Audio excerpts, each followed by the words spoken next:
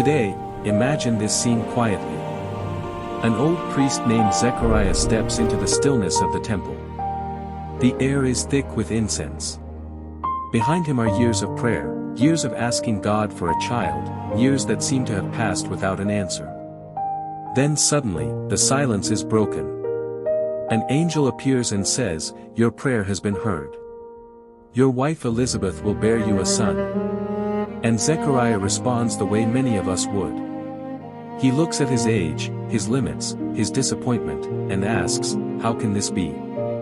And for 9 months, his voice falls silent.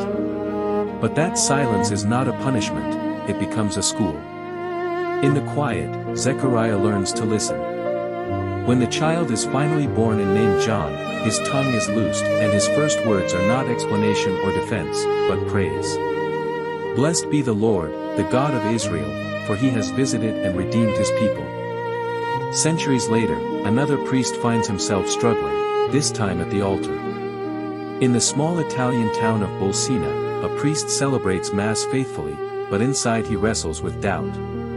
Is Jesus really present in the Eucharist, or is this only a symbol? One day, as he lifts the host and speaks the words, "This is my body," the host begins to bleed. The precious blood stains the corporal and the altar steps. The Church later recognizes this as a Eucharistic miracle, and that blood-stained cloth is still venerated today. From that moment, the feast of Corpus Christi spreads throughout the Church, and the hymns of St. Thomas Aquinas help the words, "This is my body," echo through the centuries. Notice what God does in both stories. He does not crush the doubting priest. He does not reject Zechariah. Instead, he enters their doubt, and transforms it into deeper faith that blesses many. These priests could easily be us. Their hands hold holy things, but their hearts hold questions. Can God still act? Is he really present? Are his promises meant for me? Advent is made for this place in the soul. It is the space between promise and fulfillment, between prayer and answer, between silence and song.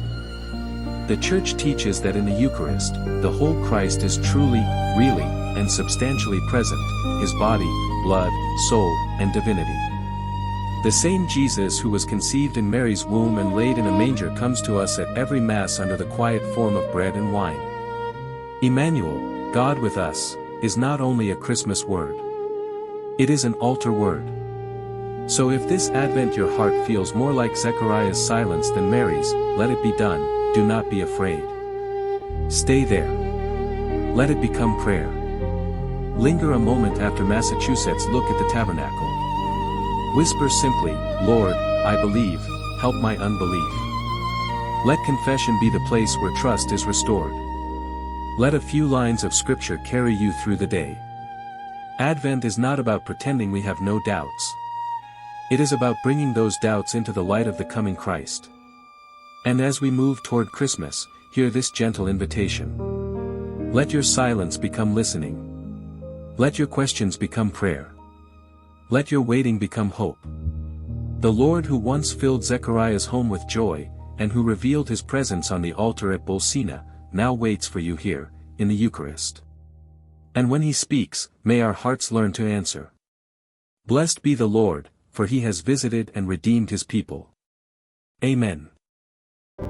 If this reflection helped you, share it and stay with us for the next echo of His Word.